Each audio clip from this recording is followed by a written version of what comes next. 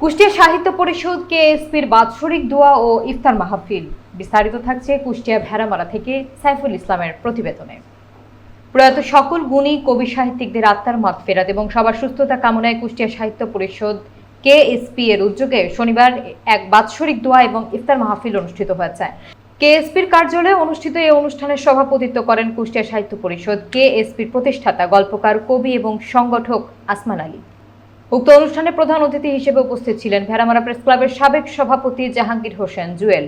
বিশেষ অতিথি হিসেবে উপস্থিত ছিলেন বর্ষিয়ান সাহিত্যিক এবং আবৃত্তিকার মুন্সি আশরাফ, সাথী ফুড পার্কের স্বত্বাধিকারী মোহাম্মদ আনোয়ার হোসাইন। অন্যান্যদের মধ্যে বিদ্রোহী মোস্তফা, কবি ও সহকারী অধ্যাপক মোহাম্মদ আরশেদ আলী, পদ্মাপাড়ের কবি মোহাম্মদ মনির উদ্দিন, উপজেলা বন কর্মকর্তা মোহাম্মদ জাহিদুল ইসলাম, ভেড়ামারা প্রেস ক্লাবের কোষাধ্যক্ষ আব্দুল আলিম, মফস্বল সাংবাদিক ফোরাম ভেড়ামারা শাখার সাধারণ সম্পাদক প্রভাষক সাইফুল ইসলাম, কবি শাহিনুর হালিম, সাংবাদিক শাহজামাল সহ আরও অনেকে উপস্থিত ছিলেন।